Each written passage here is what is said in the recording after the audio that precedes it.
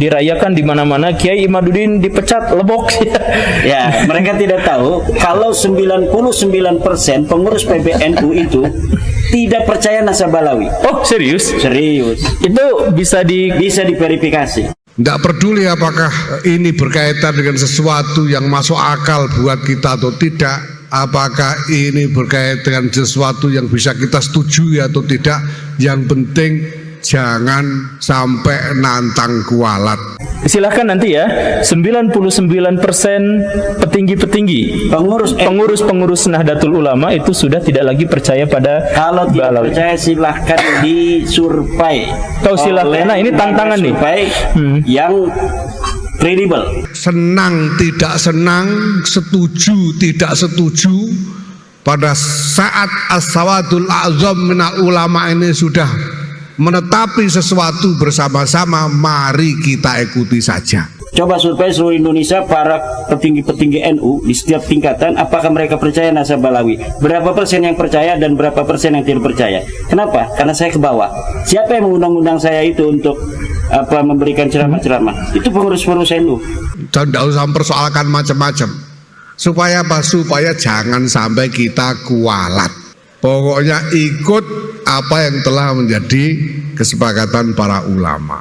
Klan-klan yang mengaku sebagai keturunan Nabi, yang mengaku sebagai Habib dalam tanda kutip, itu yang lain ada manuskripnya kecuali Ba'alawi ini justru. Iya, dan manuskrip yang lain itu nggak pakai gelar Habib, pakainya Sayyid atau Syarif. Waktu kemarin saya podcast waktu di Manem Ali 3 hari kemarin, beliau membawa kitab Taurah abad 3. Jadi untuk keturunan sekarang Bani Ismail bin Ibrahim alaihissalam itu dikatakan Sayyidus Syarif, hanya 2, Sayyid dan Syarif, untuk keturunan dari Nabi Ismail alaihissalam, bukan dari Ishak. Ismail semua Sayyid Syarif semua. Antara Ubaidillah dengan Rebai saat dia gaul satu zaman. Tapi anehnya di sini beliau memberikan penegasan bahwa siapapun yang ada keterkaitan dengan Ismail ditandai dengan gelar yang sangat unik, Syarifan. Tidak ada yang menyebutkan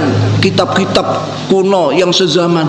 Loh, memang pada zaman itu Hadramaut itu memang sedang dilanda suatu situasi, penduduknya itu semacam nomaden, berpindah-pindah dari satu tempat ke satu.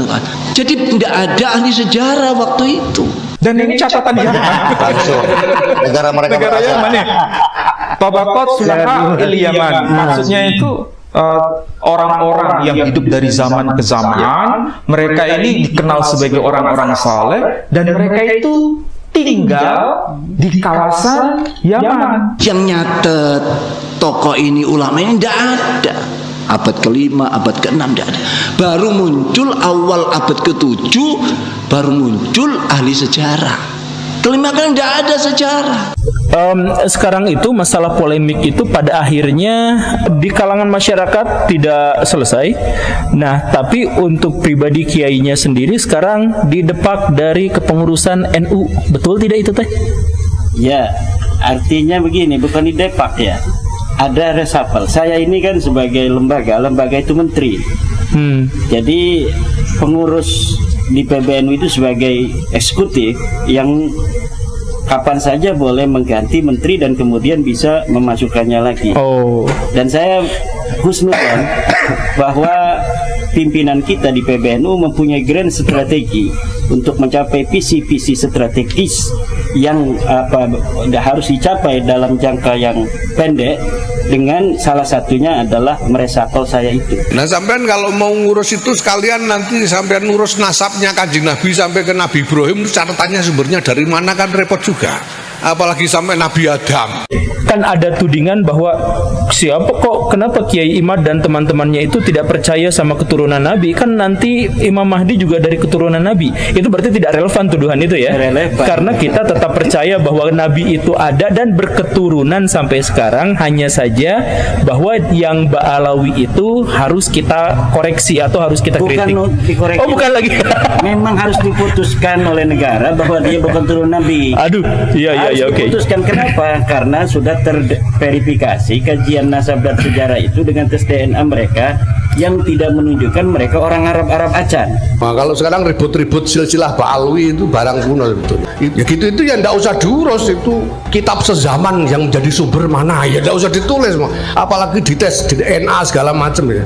Mau cari DNA-nya Sang Hyang Wenang itu dari mana?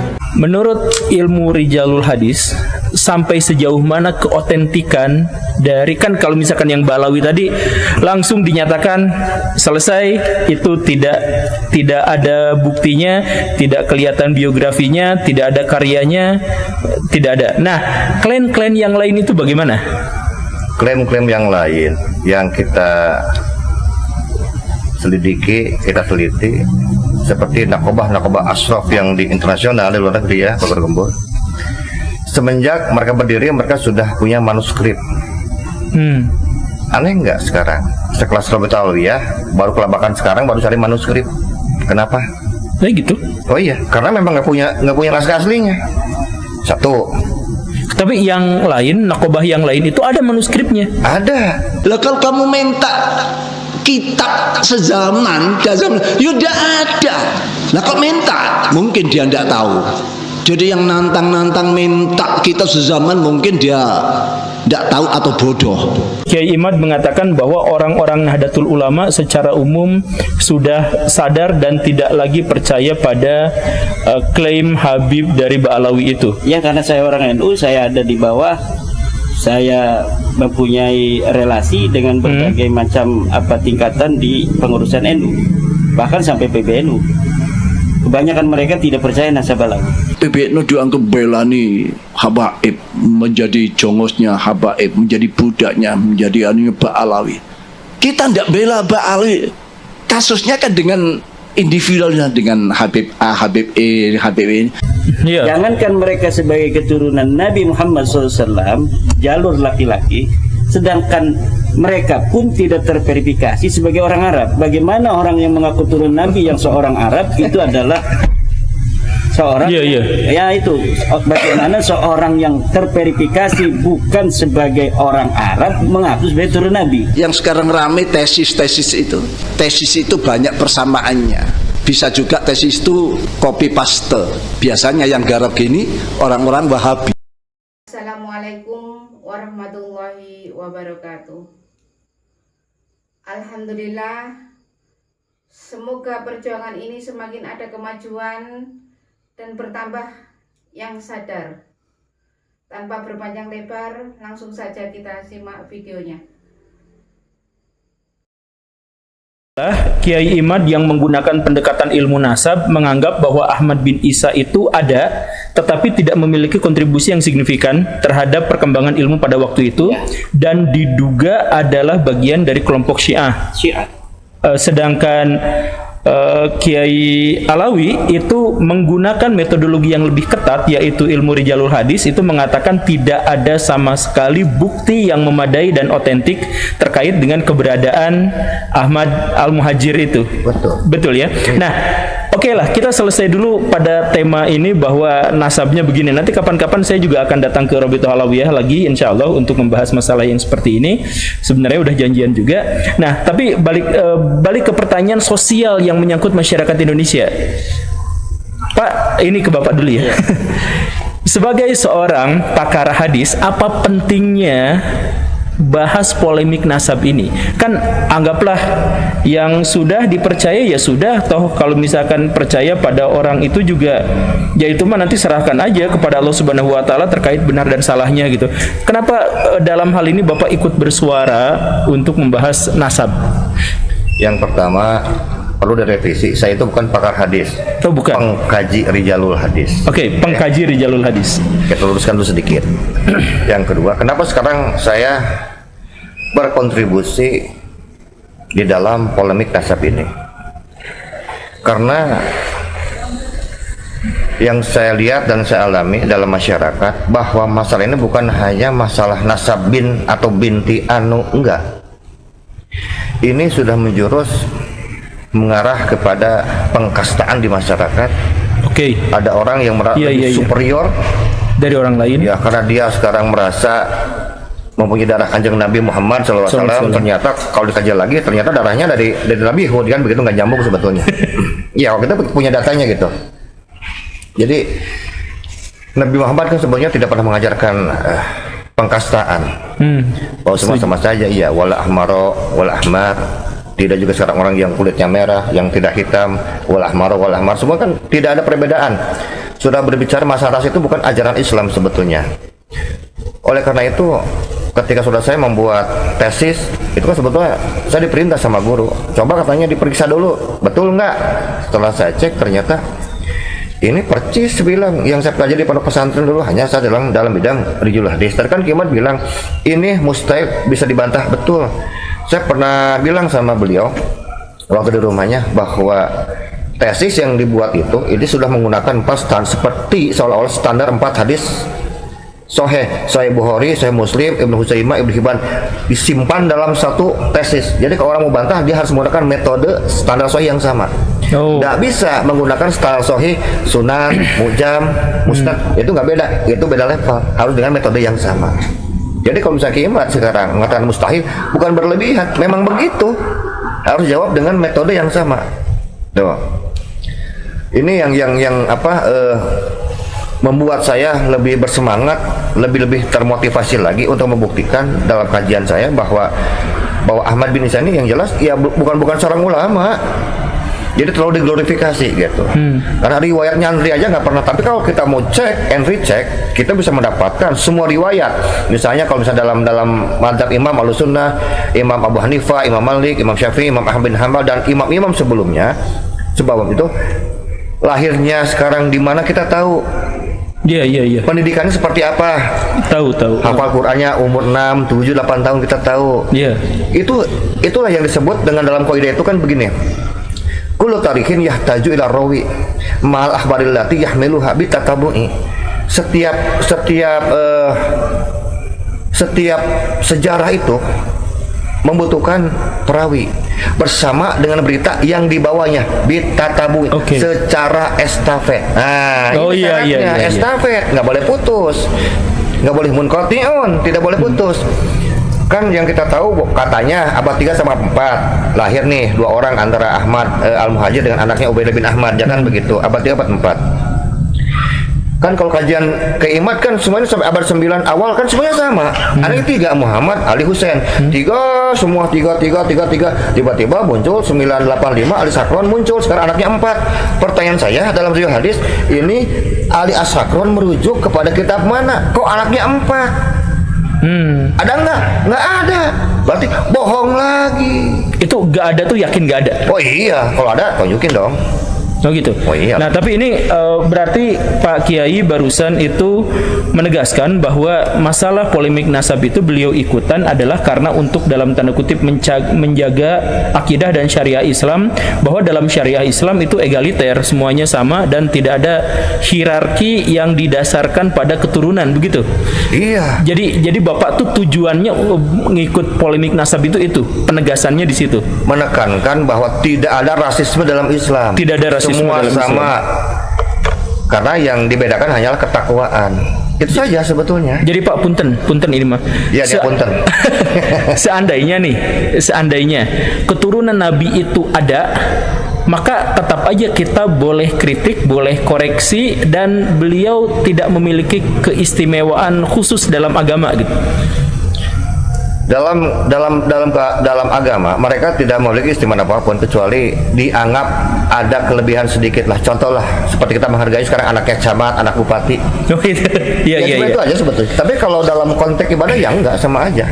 Belum tentu juga sekarang orang turunan Nabi itu lebih khusyuk dari sekarang yang bukan non Nabi, enggak, belum tentu juga.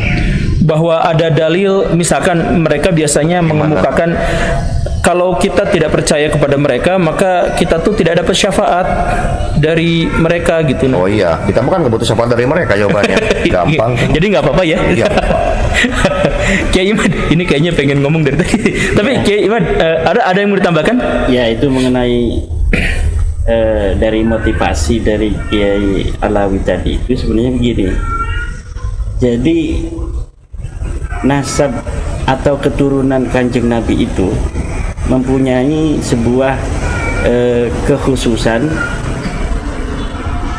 dia itu laikun li ayyuk tadabi, mempunyai kelayakan untuk dijadikan suri tauladan. Dan dari berbagai macam jalur keturunan Kanjeng Nabi Muhammad SAW, itu hanya klan Ba'lawi ini dari yang mengaku sebagai turun Nabi yang memiliki kelainan. Kelainan satu, kalau misalnya dia itu diakui sebagai turunan Nabi oleh orang-orang itu, dia memiliki kecenderungan untuk mendominasi, menghegemoni dan menciptakan otoritas khusus bagi mereka. Kemudian ajaran-ajaran yang berbeda dengan para keturunan Nabi yang asli, yaitu seperti ingin dihormati lebih dari orang lain, dan ini tidak ditemukan di dalam sejarah tentang keturunan Nabi di masa lalu yang lain. Dari jalur lain tidak ada seperti itu. Ini sebentar, butuh penegasan bahwa keturunan atau orang yang mengklaim sebagai keturunan Nabi itu bukan hanya dari Ba'lawi, tapi dari banyak klan, banyak. Tapi hanya dari klan Ba'lawi ini saja yang mendoktrinkan untuk mengistimewakan silsilah mereka. Betul. Yang lain tuh banyak sebenarnya. Banyak dari berbagai macam jalur. Bahkan Ba'lawi ini hanya satu klan kecil, walaupun banyak dia, tetapi memiliki ajaran-ajaran yang lain dari keturunan Nabi yang asli, seperti ingin dihormati lebih dari orang lain. Bersama dengan telah nyatanya keterputusan nasab mereka itu. Saya yakin dari mereka itu sebenarnya kalau mau jujur itu sudah mengakui bahwa nasab mereka putus. Tapi wa ma'adzalika, bersamaan dengan itu mereka itu terus untuk menganggap orang-orang itu tidak terlalu peduli dengan kajian-kajian ilmiah. Jadi doktrin dan framing bagi mereka itu lebih diutamakan untuk membangun otoritas dan hegemoni di tengah-tengah masyarakat yang dinilai oleh mereka itu bodoh.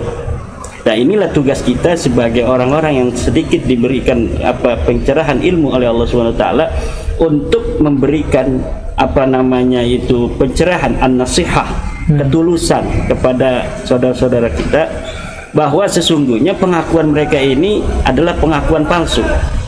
Saya dapat bertanggung jawab di dunia dan di akhirat, saya ulang-ulangi itu, bahwa mereka ini betul palsu, mereka ini betul-betul Nabi, dan apa yang mereka sampaikan itu bukan untuk kalian, tapi untuk mereka sendiri.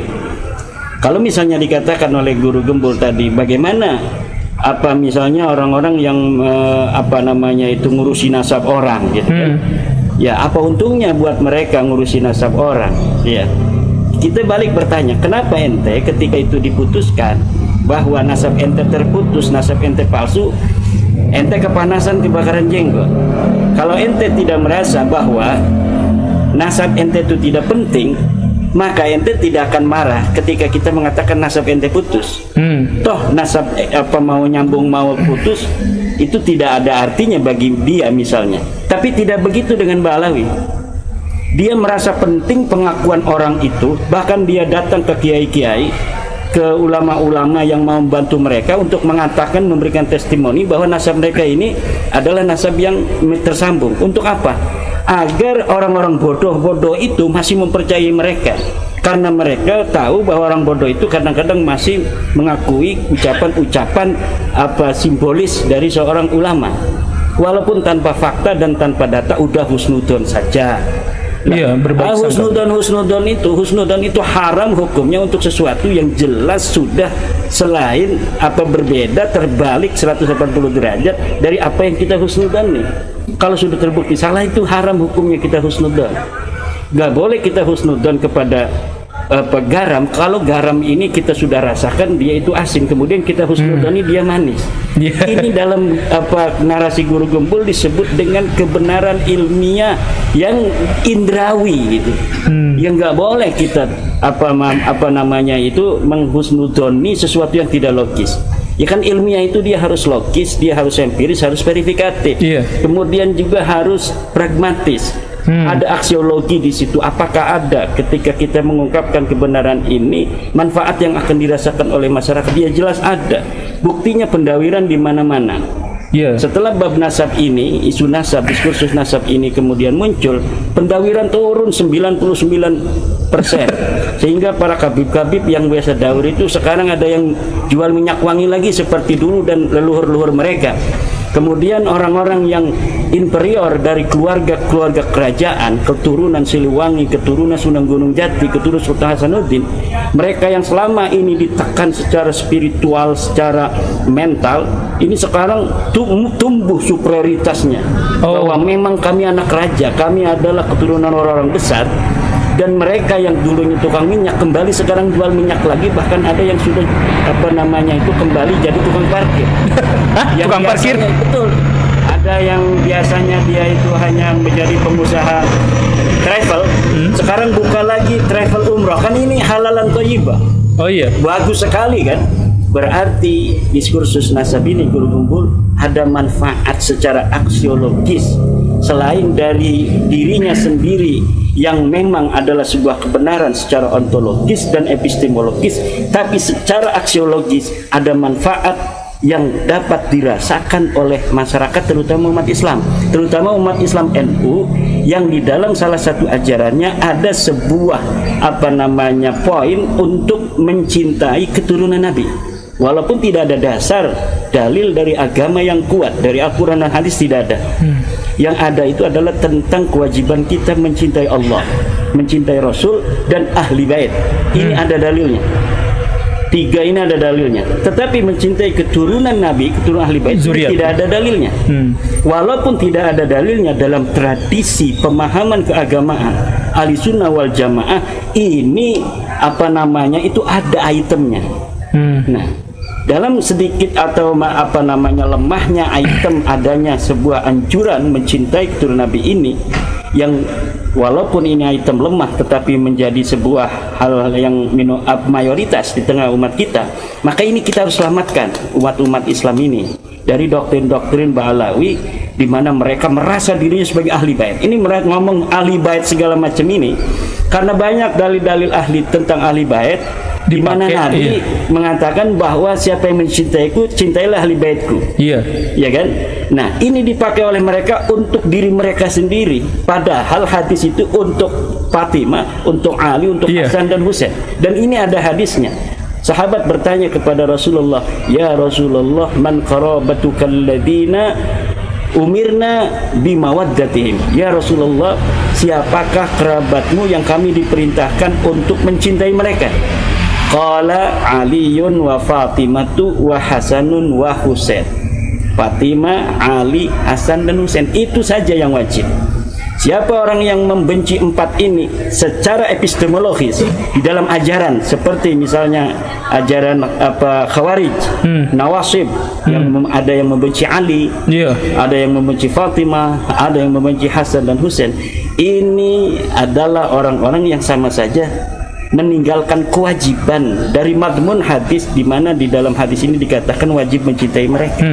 Dan ini sebenarnya adalah ada di dalam diskursus teologis masa lalu antara Syiah, antara Nawasib, ya antara yang sekarang Nawasib itu mungkin anak buahnya itu seperti Khawarij, Wahabi dan lain sebagainya itu.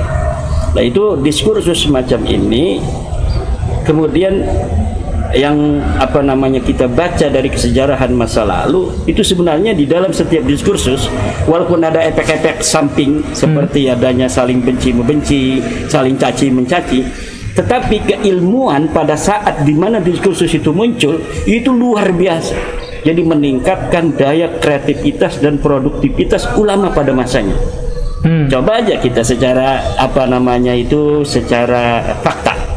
Hari ini ada ulama-ulama dari Malaysia yang membantah tesis saya dengan tulisan.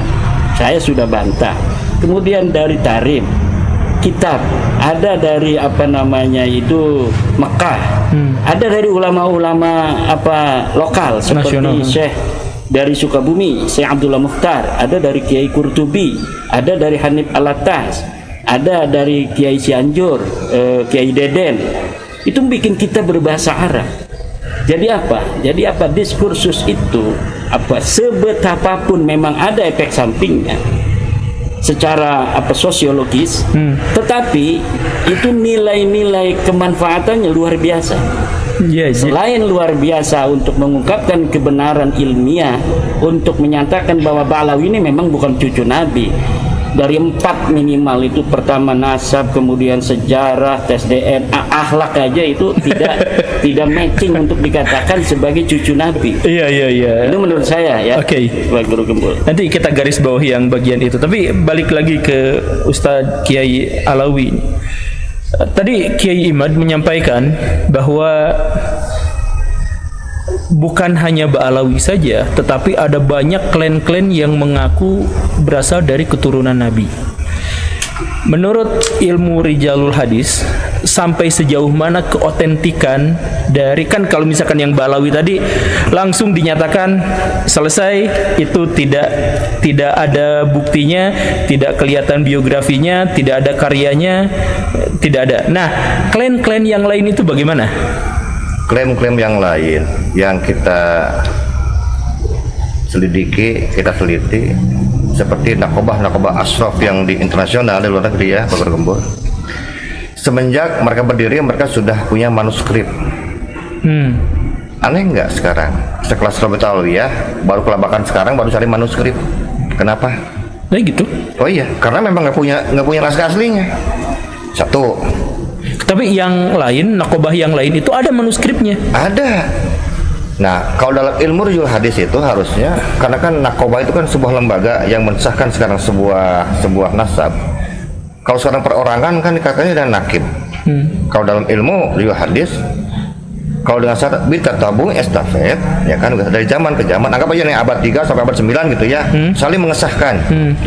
Jadi biar ini betul loh jalurnya. Ada yang mengesahkan, harusnya ada kalimat misalnya hadasana Nakib Ibrahim, hadasana Nakib Sulaiman, hadasana Nakib Ahmad, qala hadasana Nakib Ubaidillah misalnya. Jadi ini ada nakib yang mengesahkan dari satu zaman ke zaman yang lain. Pensahan, isbat namanya itu. Pertanyaannya, Ba'alawi punya nggak isbat kayak begitu? Nggak ada. Kenapa nggak ada? Kenapa tuh tidak ada? Ya, sesuai dengan bukunya katanya sukroh, koma istifadoh, dan disahkan oleh ulama-ulama di zamannya. Zaman siapa? Mana isbatnya? Jadi klan-klan yang mengaku sebagai keturunan Nabi, yang mengaku sebagai Habib dalam tanda kutip, itu yang lain ada manuskripnya kecuali Ba'alawi ini justru. Iya, dan manuskrip yang lain itu nggak pakai gelar Habib, pakainya Sayyid atau Syarif. Waktu kemarin saya podcast waktu di Manem Ali 3 hari kemarin, beliau membuka kitab Torah abad 3. Jadi untuk keturunan sekarang Bani Ismail bin Ibrahim alaihissalam itu dikatakan Sayyidus Syarif, hanya 2, Sayyid dan Syarif, untuk keturunan dari Nabi Ismail alaihissalam, bukan dari Ishak. Ismail itu semua Sayyid Syarif semua. Nah, salah satu pengklaiman mereka, Habib itu dari dulu sudah ada. Nah, ini salah satu dalil ya, saya bacakan sedikit nih. Wa qala Razin bin Ubaid kuntu indabna Abbas radhiyallahu anhu fa'ti Ali Zainal Abidin bin Al-Husain faqala Ibnu Abbas marhaban bil Habib ibni Habib. Orang sepintas, oh ini ada. Oh, sekarang kita bedah sedikit ini hadisnya. Telah berkata sekarang Razin bin Ubaid ketika beliau sekarang berada di samping Ibnu Abbas radhiyallahu anhu, beliau mendatangi Ali Zainal Abidin bin Al-Husain. Berkata Ibnu Abbas kepada siapa? Kepada Ali Zainal Abidin. Marhaban bil Habib nih Habib. Selamat datang kekasih dari anak kekasih. Oh ini Habib katanya. Jangan dulu senang. Jangan dulu senang. Bentar, kita bongkar Rijalul Hadisnya di sini. Pertama, kita bicara Rijal. Ibnu Abbas kapan wafatnya? 953. Nggak ketemu sama Ali Zainal Abidin. Kapan lahirnya? 958. Ibnu Abbas meninggal dunia, Zainal Abidin baru lahir, baru jadi orok, jadi bayi. Lalu ada riwayat Fakola Ibnu Abbas berkata, apakah sekarang mungkin Ibnu Abbas keluar sekarang dari makamnya terus ngomong sama anak kecil sama orok, marhaban bil Habib nih Habib. Nah, ini kan dari jalurnya saya sudah bohong di jalurnya. Isinya juga sudah dusta lagi. Nah, dan ini salah satu dalil yang banyak dipakai oleh para mukibit. Ini katanya gelar Habib. Iya, tulisannya, tapi riwayatnya bohong, 100% bohong. Ini katanya dalam At-Tabaqat Al-Kubra Ibnu Sa'ad. Ya nggak ada urusan mau dalam kitab apa, kalau palsu aja udah selesai. Iya, jadi penegasan di sini adalah bahwa kita tuh tidak mengingkari adanya keturunan Nabi. Kita tuh mengingkari bahwa bahwa Ba'alawi itu keturunan Nabi, begitu ya? Iya. Tepat ya? Iya. Jadi kan ada tudingan bahwa kenapa Kiai Imad dan teman-temannya itu tidak percaya sama keturunan Nabi? Kan nanti Imam Mahdi juga dari keturunan Nabi. Itu berarti tidak relevan tuduhan itu ya? Relevan. Karena kita tetap percaya bahwa Nabi itu ada dan berketurunan sampai sekarang, hanya saja bahwa yang Ba'alawi itu harus kita koreksi atau harus kita kritik. Dikoreksi. Oh, bukan lagi. Memang harus diputuskan oleh negara bahwa dia bukan turun Nabi. Aduh, iya, oke. Diputuskan kenapa? Karena sudah terverifikasi kajian nasab dan sejarah itu dengan tes DNA mereka yang tidak menunjukkan mereka orang Arab acan. Iya. Jangankan mereka sebagai keturunan Nabi Muhammad SAW, jalur laki-laki, sedangkan mereka pun tidak terverifikasi sebagai orang Arab. Bagaimana orang yang mengaku turun Nabi yang seorang Arab itu adalah seorang ya itu bagaimana seorang yang terverifikasi bukan sebagai orang Arab mengaku sebagai turun Nabi. Ini mustahil. Tapi Kiai, ini masuk ke wilayah yang sensitif secara pribadi. Ya. Sekarang itu masalah polemik itu pada akhirnya di kalangan masyarakat tidak selesai. Nah, tapi untuk pribadi kiainya sendiri sekarang didepak dari kepengurusan NU. Betul tidak itu teh? Ya, artinya begini, bukan didepak ya. Ada reshuffle. Saya ini kan sebagai lembaga itu menteri. Jadi pengurus di PBNU itu sebagai eksekutif yang kapan saja boleh mengganti menteri dan kemudian bisa memasukkannya lagi. Dan saya husnudzon bahwa pimpinan kita di PBNU mempunyai grand strategi untuk mencapai visi-visi strategis yang harus dicapai dalam jangka yang pendek, dengan salah satunya adalah mereshuffle saya itu. Jadi ada grand strategi yang ingin dicapai oleh PBNU terkait dengan penguatan organisasi, baik yang berkaitan langsung dengan Ba'alawi atau yang tidak berkaitan langsung, yang dimana di situ dibutuhkan saya tidak berada di lembaga terlebih dahulu. Jadi itu biasa-biasa saja. Oh, biasa. Jadi itu kan punten ya. Itu dirayakan Pak Ustadz, Pak Kiai, dirayakan di mana-mana. Kiai Imaduddin dipecat, lebok. Ya, mereka tidak tahu kalau 99% pengurus PBNU itu tidak percaya nasab Ba'alawi. Oh, serius? Serius. Itu bisa diverifikasi. Silahkan nanti ya. 99% petinggi-petinggi pengurus Nahdlatul Ulama itu sudah tidak lagi percaya pada kalau tidak Ba'alawi. Percaya silahkan disurvei. Silahkan. Nah, ini tantangan nih. Yang kredibel. Lembaga survei biasa untuk presiden-presiden. Coba survei seluruh Indonesia para petinggi-petinggi NU di setiap tingkatan, apakah mereka percaya nasab Ba'alawi? Berapa persen yang percaya dan berapa persen yang tidak percaya? Kenapa? Karena saya ke bawah. Siapa yang mengundang-undang saya itu untuk memberikan ceramah-ceramah? Itu pengurus-pengurus NU. Tapi itu kemarin Haul Solo penuh, Pak. Itu penuh oleh mobilisasi. Mobilisasi. Bus banyak itu di berbagai macam titik lokasi untuk diarahkan datang ke Solo Raya itu. Oh, ya berarti pada bagian ini Kiai Imad mengatakan bahwa orang-orang Nahdlatul Ulama secara umum sudah sadar dan tidak lagi percaya pada klaim Habib dari Ba'alawi itu. Ya, karena saya orang NU, saya ada di bawah, saya mempunyai relasi dengan berbagai macam tingkatan di pengurusan NU, bahkan sampai PBNU. Kebanyakan mereka tidak percaya nasab Ba'alawi. Jadi ini di dalam tanda kutip ya, di reshuffle itu bukan dipecat, disingkirkan, dijauhkan dari umat, bukan. Tapi sebenarnya adalah kita masih SMS-an dengan sekjen. Oh gitu. Nah begitu Baraya ya kurang lebihnya. Ini waktunya kayaknya hampir sejam, dan punten Baraya ini tadi ada pesawat lewat, ada kita kegerimisan tadi teh. Tapi udah gimana lagi, dah podcast saya mah kayak gini atau gimana? Tapi ini ada beberapa hal yang harus disampaikan di akhir nih menjelang tutup obrolan ini. Kita ngobrol dulu sama Kiai Alawi ini. Kiai, kalau umat pada akhirnya percaya pada Ba'alawi dan atau tidak percaya pada Ba'alawi, apa konsekuensinya terhadap kaum muslimin secara umum? Coba kalimat yang lebih khusus lagi, percaya sama Balawi sebagai apa dulu? Nah ya, sebagai keturunan Nabi ya. Iya benar-benar. Untuk umat yang percaya sekarang bahwa Balawi sebagai keturunan Nabi, sebetulnya nggak ada keuntungan untuk Balawinya, tapi kerugian untuk umatnya. Satu. Justru yang lebih diuntungkan adalah orang-orang sekarang yang tidak percaya terhadap mereka, terhadap Balawi sebagai zuriyah Nabi melalui hasil riset, hasil penelitian. Islam itu kan agama yang ilmiah, agama yang menuntut riset. Mana buktinya? Contoh, dalam Al-Quran Allah menyatakan, A'udzubillahi minasyaitonirrajim, ya ayyuhallazina amanu in ja'akum fasiqun binnabain fatabayyanu. Cek dan recheck. Padahal sesungguhnya bukan check and recheck. Kalimat yang lebih dalam itu fatabayyanu itu apa? Riset. Oh, fatabayyanu itu riset. Penelitian. Pakai wawu dan alif mulazamah, jadi riset terus-terusan kata Allah. Penelitian terus-terusan. Kalau nggak tanpa riset, kamu akan membodohi sebuah kaum, sebuah komunitas. Dikarenakan kebodohanmu. Jadi orang yang nggak mau riset orang bodoh kalau Al-Quran seperti itu. Yang tidak mau riset bodoh. Siapa saya nunjuk ini tim itu. Ya. Nah inilah yang menarik, bahwa Depan Keiman mengatakan bahwa mereka kan bukan orang Arab acan kan begitu. Iya memang betul. Bahkan waktu kemarin dengan Profesor Manahem Ali saya katakan, Prof, saya bilang sebelum podcast, ini sepertinya ada pembalikan tentang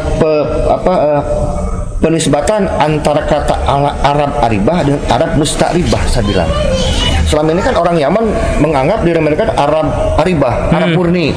Enggak, saya bilang, kok bisa Kiai katanya enggak begitu? Iyalah, riset saya menunjukkan sebaliknya. Karena Arab Aribah itu kan asalnya dari Nabi Ibrahim.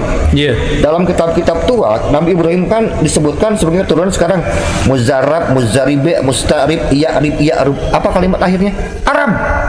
Arab kuno. Makanya wajar turun sekarang ke anaknya Nabi Ishak dan Nabi Ismail adalah orang Arab.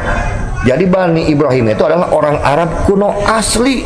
Dan terbukti sekarang dengan ilmu biologi modern, dengan DNA, haplogrupnya J1 untuk orang Arab. Betul. Orang Yaman yang mengaku sekarang Arab Aribah ternyata Arab Musta'ribah, Arab yang diarabkan. Mana buktinya? Haplogrupnya G. Betul enggak? Jadi sudah lama ada pembalikan julukan seperti itu. Jadi orang Arab ya tetap aja dengan J1-nya. Dan ini sudah bukan puluhan tahun, mungkin sudah 100 tahun lebih ini penjulukan Arab Aribah dengan Arab Musta'ribah. Buktinya tes DNA tetap J1 orang Arab itu. Dan tidak semua sekarang yang J1 berhak mengklaim sebagai zuriat kanjeng Nabi Muhammad. Berhak, apalagi yang haplogrupnya kejauhan. Oke, sip. Nah, ini terakhir dari Kiai Imad. Barusan terakhir dari Kiai Alawi. Kiai Imad, apakah berarti tujuan Kiai Imad dalam tanda kutip ya itu sudah tercapai, di mana sebagian besar masyarakat tidak lagi percaya pada Ba'alawi, dan bahkan di kalangan NU sebagai satu-satunya ormas besar di Indonesia yang masih mengakui Ba'alawi itu pun terpecah dan bagian terbesarnya sudah tidak lagi percaya. Nah, ini tuh berarti tujuannya selesai atau ada tujuan berikutnya? Kalaupun itu dianggap sebagai sebuah tujuan gitu. Sebenarnya sudah dengan masyarakat sekarang sudah mengetahui, terutama warga NU, bahwa Ba'alawi bukan turun Nabi, sudah selesai.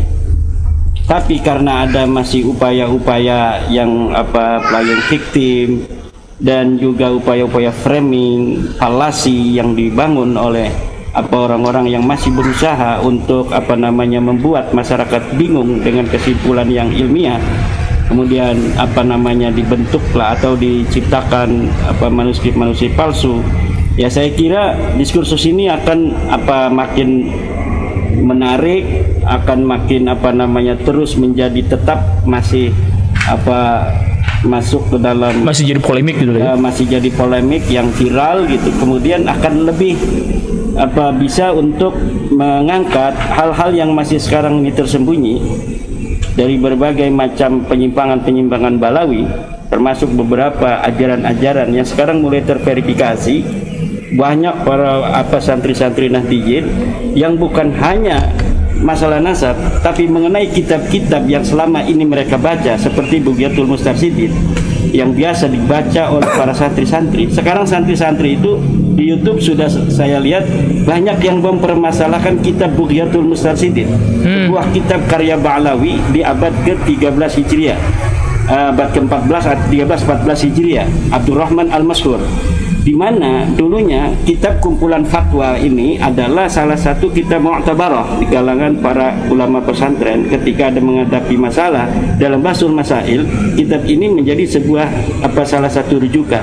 Tetapi kemarin saya lihat di YouTube itu banyak santri-santri kita yang muda-muda itu mempermasalahkan kitab Bughyatul Mustarsyidin karena ternyata selain di situ membahas tentang berbagai macam masalah fatwa-fatwa keagamaan, itu ada doktrin-doktrin yang didapat diselipkan di belakang kitab itu.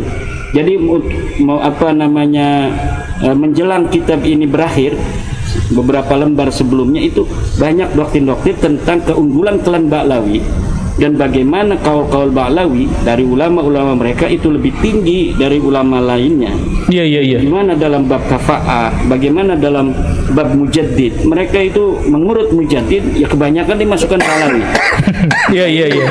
Nah terus dalam kitab An-Nahrul Mawrud, para kiai-kiai muda kita itu kemudian